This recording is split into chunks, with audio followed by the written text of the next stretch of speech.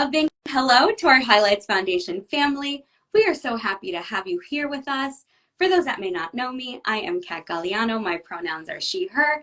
I'm the social media manager for the Highlights Foundation, aka the person resharing your post, responding to you with blue and green hearts. That's me. I am joining you from Westchester, New York, and the traditional lands of the Siwanoy people. And apart from all the fun things I get to do at the Highlights Foundation, one of my greatest joys is celebrating the book birthdays of our community members, faculty, and friends. Because all your wins are our wins. And today I have the honor of celebrating Tonya Duncan Ellis and her debut picture book, They Built Me for Freedom, the story of Juneteenth and Houston's Emancipation Park. It is illustrated by Jenin Muhammad, which I wrote the spelling, but I got tripped up. Jenin Muhammad. We are so excited to have you here with us today. But before we get started, I just want to remind our viewers that joining in any Highlights Foundation spaces to do so with no hate, no harm, and no harassment of any kind. And now let's get started. So my first question for you is, how are you feeling today? Today is publication day, so please let us know how you're feeling. I'm feeling amazing. I was actually jumping up and down before I got on because just with all the nervous energy and excitement, and I'm so grateful for all the love from the book community, all the well wishes and comments today. It just feels so good to have my book finally live in the world after all these Yay. years of work. That is amazing. I see some people in the comments saying they're also feeling great. So I love that. I love that the general consensus today is good feeling. So yay for that. So my Yeah. second question for you, Tonya, is can you talk a little bit about the idea of Oh, how this no. book came to you Goodness and what that gracious. process was getting it on the page? Okay, I'm sorry. We had like a power blip, so I didn't hear your question. That's okay. I saw you like spiral And the and I was power like, just went uh-oh. out. It's okay. Technology's our friend. Sometimes it's our friend, sometimes it's not. So I'll repeat it for you. Yes. Can you talk about a little bit about the idea of how this book came to you and what your process was like to get it on the page? Yes. Well, in 2020, I got a book called The Artist Way by Julia Cameron, and it recommends taking artist field trips. So around that time, right before, or it might have been after the pandemic hit, but I decided to visit Emancipation Park in Houston, where I live. I'd read about it, and I pass it all the time going to my church in Houston's Third Ward area. And so I just said, let me walk on the grounds. I'd never actually been there. So when I went to the park, I actually got chills thinking about my ancestors in this area because this is the first spot where they celebrated freedom after Juneteenth, after the formerly enslaved people learned they were free. And I was Mm-hmm. like, wow, I go by this all the time. And my ancestors actually were on this ground celebrating their freedom. And some of the lines from the book came to me when I was there. And so afterwards, I went home, I did research on the park, and wrote my first draft of the book So this after might that. be And a so tight. I submitted it to, oh, sorry. No, go ahead, please. Okay, well, then after I wrote the draft, I submitted it to, I actually didn't even have an agent then. I sent it to one of my friend's agents and who rejected the story. And then in the meantime, I signed with my agent and she took me for a middle grade book, but I sent her this manuscript and I said, this has got to be published. And this is before Juneteenth was a holiday. And she didn't exactly like the way it was initially, the initial Mm-hmm. version. And so I took it back to my critique group, and one of them suggested that I personify or look at some books about personifying the Mm-hmm. park.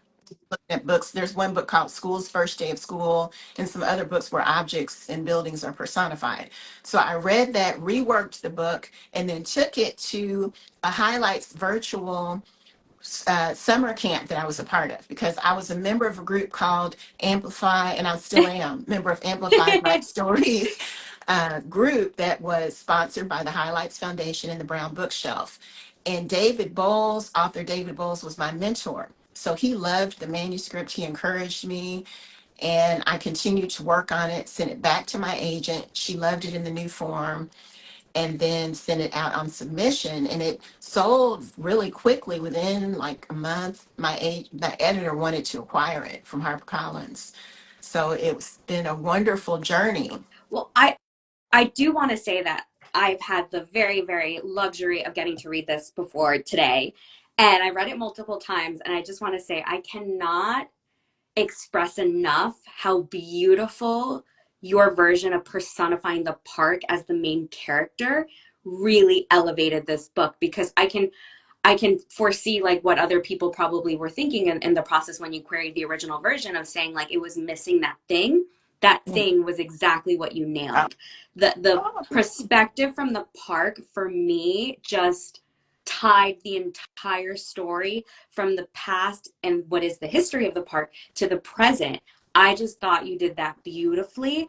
And I also want to shout out your illustrator who just took your words and made them like explode, because the illustrations paired together with the words were incredible. So thank you for that. It was just, what a beautiful book. Please, please, please do yourself a favor. Request it at your library.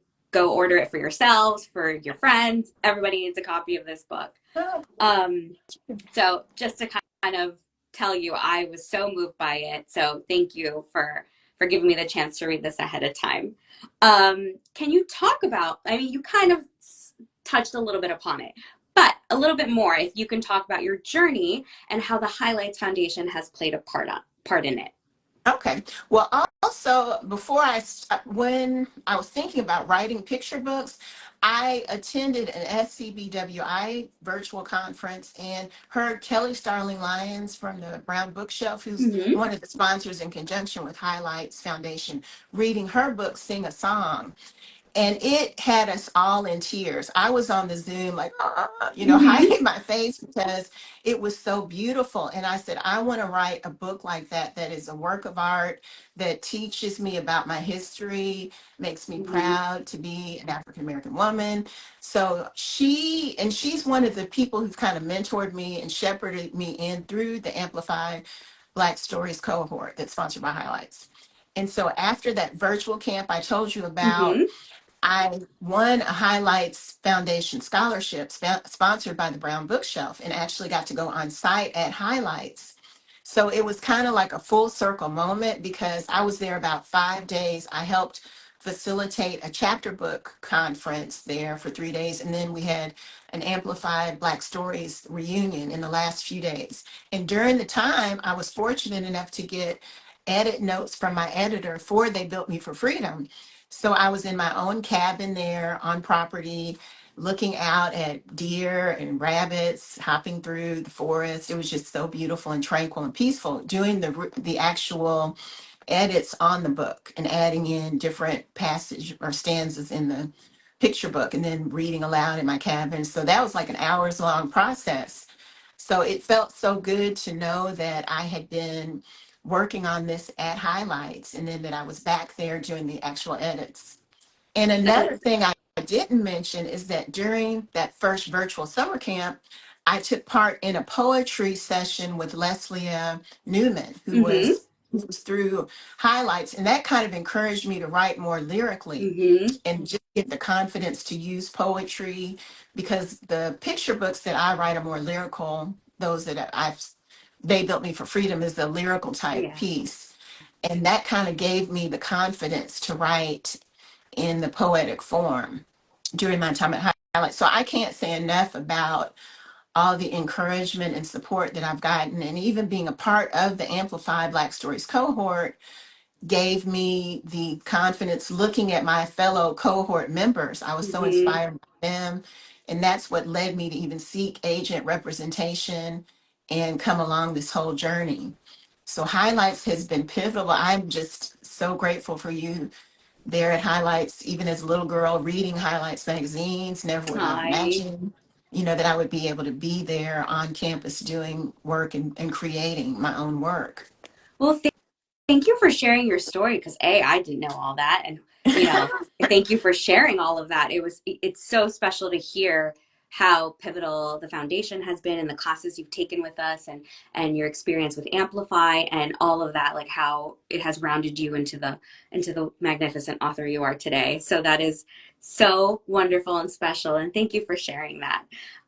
So you kind of touched upon this too, but we're going to go a little bit in depth. But this is your first debut picture book because, of course, you write the Sophie Washington stories. So, but this is your first debut picture book.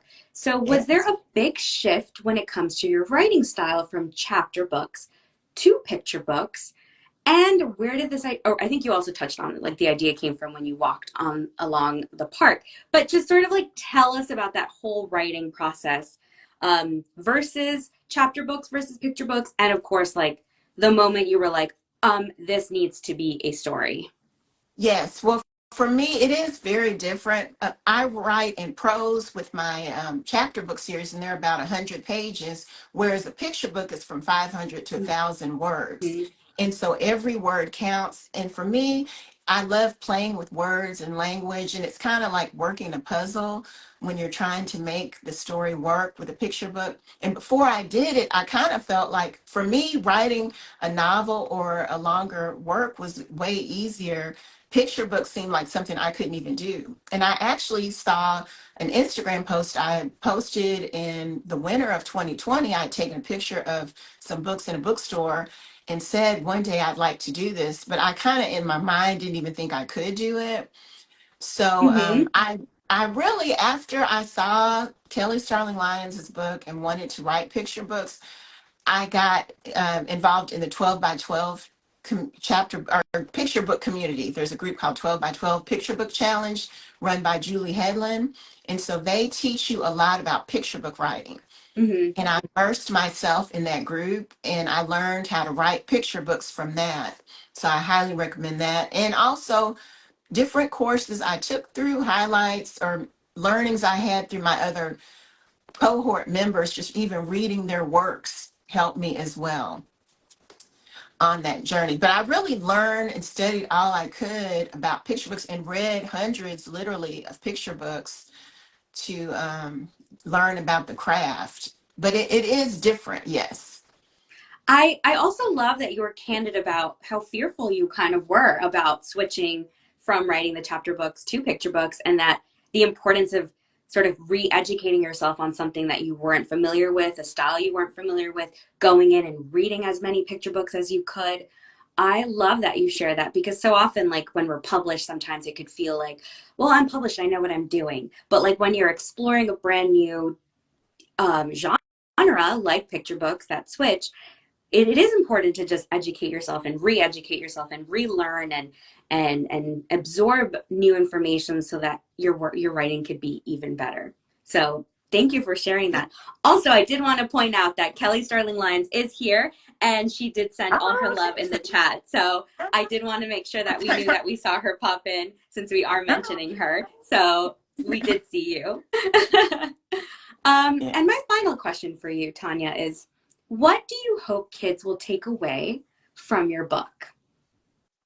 I hope that they'll learn more about the history of Juneteenth and this and learn and understand that this is American history. This is a Yes. part of the fabric of America. And also, I hope that they'll become curious about their own communities, learning about, because there's so much history all around us. And, you know, that we Hmm. go by each day and get interested and curious about exploring things, historical things in their own community, as well as learning about Juneteenth and its importance. Yeah, and like the fact, as somebody who is kind of a history buff and likes to learn about that stuff, I didn't really realize there was like a literal park where all of this took place. So when I was reading the picture book and the back matter, I was like, whoa, I did not know this, the correlation between that holiday and the movement and what happened that day versus, the connection to the park. So I found that incredibly insightful. So I cannot wait to see kids and parents and teachers and educators and everyone really picking up this book and learning that. And now I'm like, if I'm ever in Houston, now I definitely want to go to that park because I read your book and I'm now knowledgeable in the importance of that park. And I even went on Google and searched the park and what it looks like now. Because like Yeah, in the it's back matter, beautiful. you wrote information about the fact that like it needed to be renovated. And I was like, wait a minute, now I want to know more. So like really, Mhm. that was so helpful that you wrote that back matter too, because it definitely had me wanting to know more. Um, so yeah, I just want to congratulate. Do you have anything else that you'd like to add Well, before we wrap up? just I just want to thank you for inviting me here today. Thank you everyone tuning in for your support, and thank you to the Highlights Foundation for all your encouragement along my journey. Always. That is what we're here for. I personally, as the person that runs the social media, like I mentioned and kid around that I'm the one that's always resharing your post and liking all the comments and everything. But my biggest joy is being able to celebrate our community in ways like this and in showcasing their work and their new stories that came from spending time with us. So thank you, Tonya, for being here with us today. And congratulations again on this beautiful, beautiful, beautiful book. They Built Me for Freedom, the story of Juneteenth and Houston's Emancipation Park. Got Um, it. and right, yes, I have it right in front of me, but I don't have the hard copy, but I do have the digital copy. So um, but please do yourself a favor, order a copy if you can. You can purchase books at our virtual bookshop powered by bookshop.org. And surprise, surprise, if you know or may not know, Tonya will be on our beautiful Highlights Campus Highlights Foundation campus this July, co-hosting the Black Voices in Community Retreat for Storytellers. So if you're interested in seeing Tonya in person and you're in community, please consider joining. You can join and sign up on our website, highlightsfoundation.org. Thank you so much, Tonya, for joining us today. Thank you, everyone, for being here. We're so honored that you spent time with us, and go and run and go buy that book, please. Thank you. Thanks so much. And I would love to see you this summer. I can't wait to get back to Highlights. It's going to be amazing. Register on our website, Yes. people. All right. Thank you, Yes. Tonya. Thank you, All right. everyone. Take All care. right. Thank you. Bye bye.